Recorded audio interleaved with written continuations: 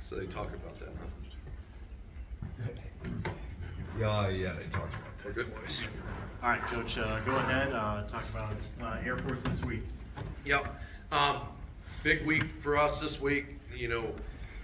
Got to go play a team that's very difficult to play, and they're playing at a really high level offensively, 4th in the nation in rushing offense, 10th in the total offense, 18th in scoring offense. I think the thing that jumps off at you is they're throwing the ball for 214 yards a game. And this is a really, really good offensive football team. And so we're going to have to play really well at everything that we do. We've got a lot of things that we can still fix. Now, obviously, we were happy to get a win the other night. There was some great moments of what we had. There's a lot of things, though, that we've got to get substantially better at. And so we work from there, and so take any questions. Jay, Air Force is already a bear to prepare for. How much different is it now that, they're only a few yards average away from being the 6th leading passing team in the Mountain West Conference right now? So I think what happens is, first of all, the quarterback, Liam Zarka, is a really good quarterback. They've, instead of they still have all their traditional pages of the encyclopedia that they always have, and it's a really difficult offense to prepare for and to play. But now there's a substantially larger investment into shotgun offense and all the run game that comes off of that, and the play action passes that come off of that too. And so you have just a volume of offense that you have to prepare for within a week. It makes it very challenging. And so I think that there's a team, like some teams that don't play them year in and year out, that would almost be amazingly difficult. At least we kind of play them year in and year out, and we kind of know what a few of these plays look like. But they're doing a really good job. Jay, any updates on J. Mike and any other injuries to note?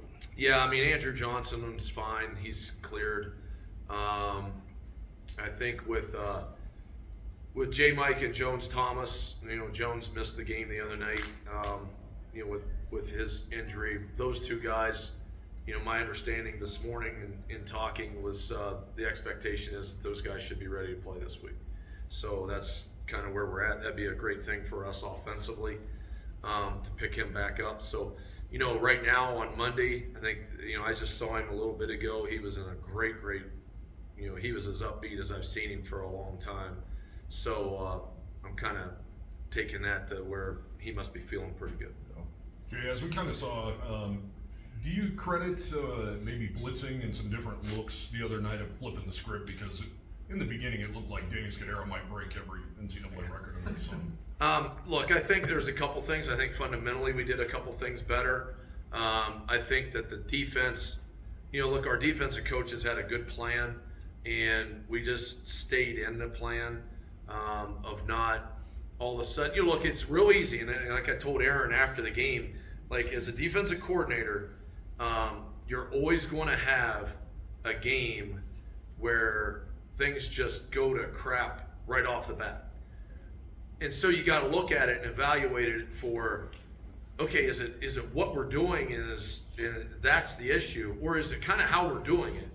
And we just got to settle guys down and get them playing right, and then mix in a couple of the things that we were going to mix in anyway. And it was really more of the latter. It wasn't sitting there going, well, structurally we're just screwed up or anything like that. It was more, we just got to do some things better, and like I said, when you've been a defensive coordinator for a period of time, that type of game is going to happen where things just kind of go crazy right away. But if you stabilize it, then you put yourself in a position to win the game. And really, you had a kickoff return to a 2-yard line, which shouldn't happen. And then other than that, we gave up 7 points for the last 3 quarters of the game. So I was really happy with what we did defensively. How happy were you to see a 6'6" receiver that hasn't been really a part of much yet get going in Michael Fitzgerald? Yeah, no, I was really happy with Mike. Mike had a really good start to fall camp, and I think he got a little bit down on himself as part of the season started to come into play, like down on himself that he could have been doing better, down on himself that he wasn't having a bigger role, down on himself in certain ways. And, you know, I had a talk with him last week, and it's more than anything just the fact that, look, I believe in you. And me saying that, I'm not going to say that was the key to turn. I believe in him, right? And that we all believe in him, but like, it's time for him to like look in the mirror and see who he is and go be that guy. And it was a really good play. You know, I think Mike did some other good things the other night, even when he wasn't catching the ball. And so we need, over the next half of the year, if you say, okay, there's a guy that can really step up and help us. Yeah, I mean, Gillenborg coming back would be a big help. Mike Fitzgerald coming back and being like what we think he's capable of being would be a huge help. It seems like Anderson's really getting tagged back there. Is there anything you've got to do with shuffling the line or helping the tackles out? Well, there was three missed assignments the other night in positions that should not have happened, where we should have been able to ID an edge rush and didn't do that. And I'm, you know, without going too much into it, but you know, and so those were three of the plays that got him hit, and we can be a lot better at that. And you know, one of them we were very fortunate that he got the ball out enough before he got tagged, you know, and that type of thing. And so, yeah, we've got to do a better job. There's no question about that. And, you know, sometimes, you know, we got to play it better, and we got to have better eyes. That's what it came down to, was the eyes in the positions that we turned a guy loose.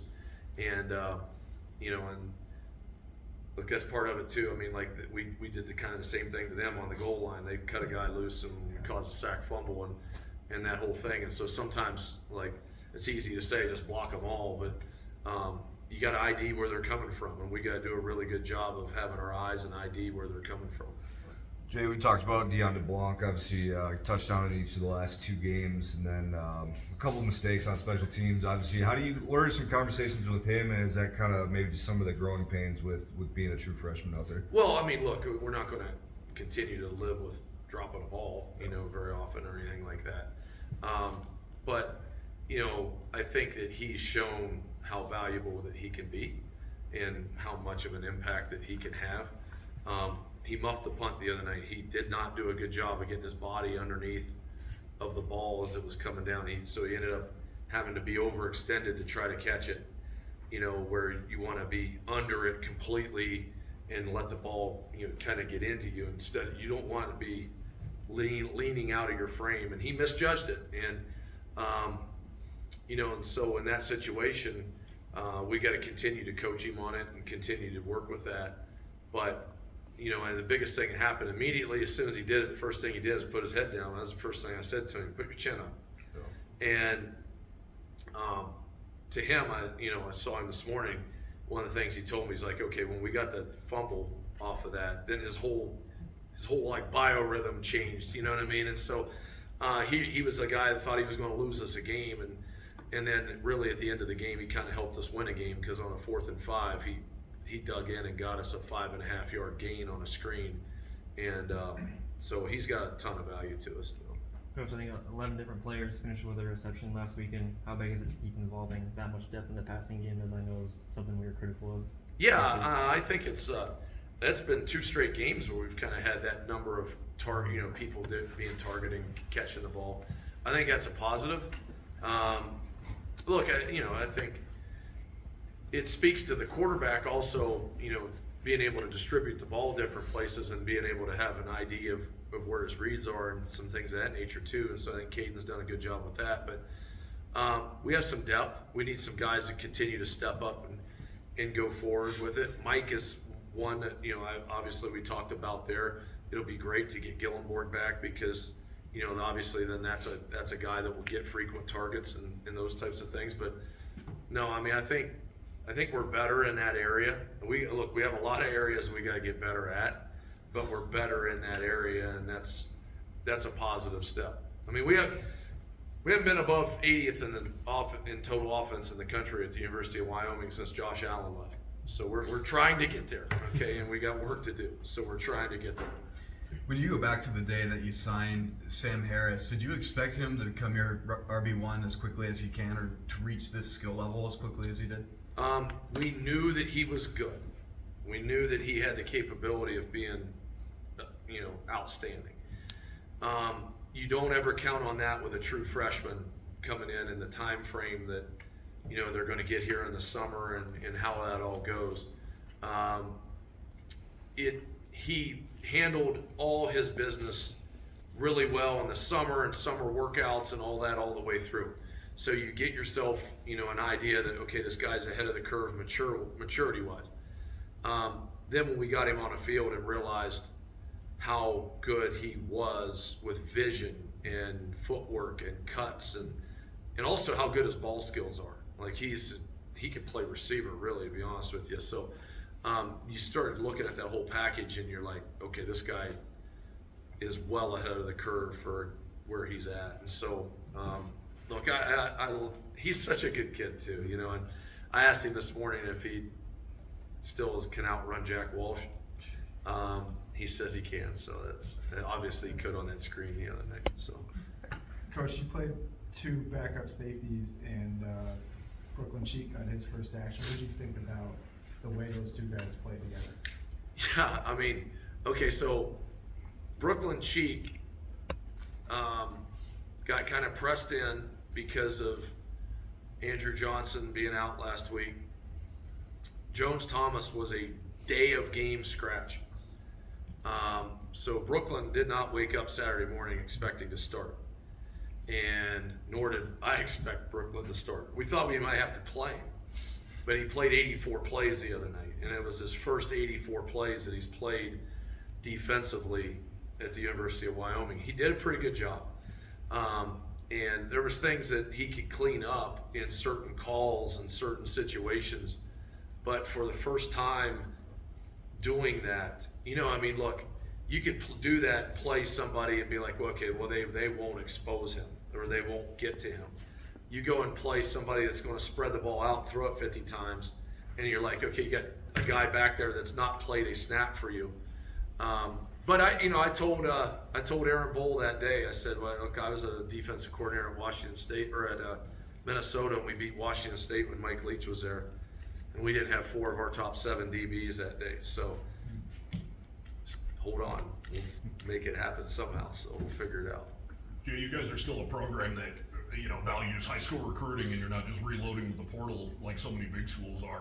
What does it say about you guys that as a staff that, like you mention all the time, freshmen, you guys are seemingly getting a lot of hits in that area right now? Yeah, I've been really happy. First of all, I thought last year our freshman group was a really good group.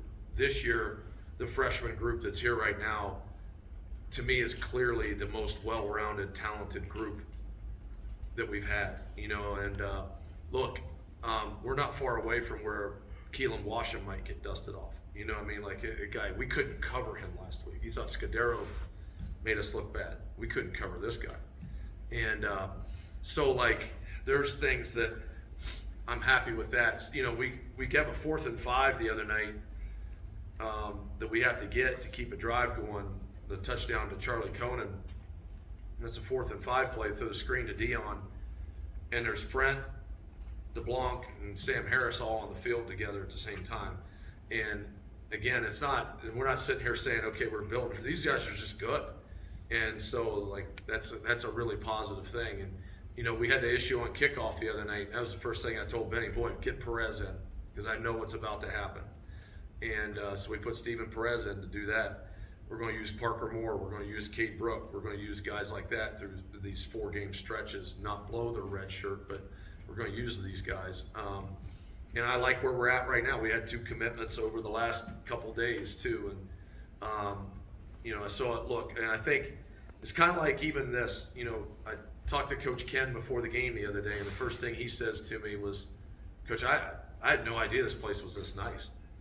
And I think when we're getting people here on visits right now with the fan support and with what everybody sees, it shows. And so You know, when Sam Harris came up on a visit about this time last year, he loved it. Him and his family loved it, and so we're very fortunate that these guys are here. Rough couple first drives for Desmond Hearns, but he obviously kind of settled in as the game went along. Almost had that pick there at the end. What did that experience maybe do for him going forward?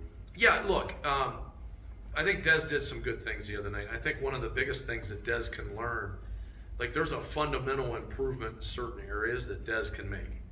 And, you know, it gets magnified when you play someone who can expose you, right? So if you take a bad step, you have bad footwork, you have bad tempo coming out of a route or something like that, somebody can make you pay. You know, it's no different than an offensive tackle. If you're playing, you know, the guy that Utah has, John Henry Daly, like, right, you don't get that right, he's going to expose you. And so when you play a high-level player, you fundamentally better be right as well as being, you know, engaged, you know, you're talented and all this other stuff. It comes down to these other things when all of a sudden that guy across from you is really, really good. And I think that that's something that a lot of our players can learn from, not only Des, but a lot of them can learn from what happened the other night. Good. Braden Johnson, what does he mean to this defense? I think he's rated like the 4th highest at linebacker in the nation right now. Yeah. First of all, like, I mean, I wish that guy was here for a couple more years, you know, and the fact that he fit the bill to a T of what we were hoping for in a lot of situations in the transfer portal. A guy who was a productive player where he was, a guy who had physical capabilities to be productive for us, and a guy who had a chip on his shoulder to want to do it at this level. And so, like, all of those things he ticked off to a T. And, I mean, he's been a really good player for us all season long. He's going to need to be a great player for us this week. And, no, I mean, here's what I think he means to everybody. Everybody looks at him and knows that that guy's going to grind every day. That guy cares deeply, and all he wants to do is win. When he's not on the field, you never hear him complain. You never hear him. That's not a thing. He just wants to win, and he's so coachable. He's a starter for us on punt. You know, all these other things. Like, so you just don't get into, like, the guy has tremendous value to this football program, and like I said, that was there's a lot of these things in transfer portal. That was a home run, an absolute home run, and he's been a great addition for our program. Good. Thank you. Thank you, Coach.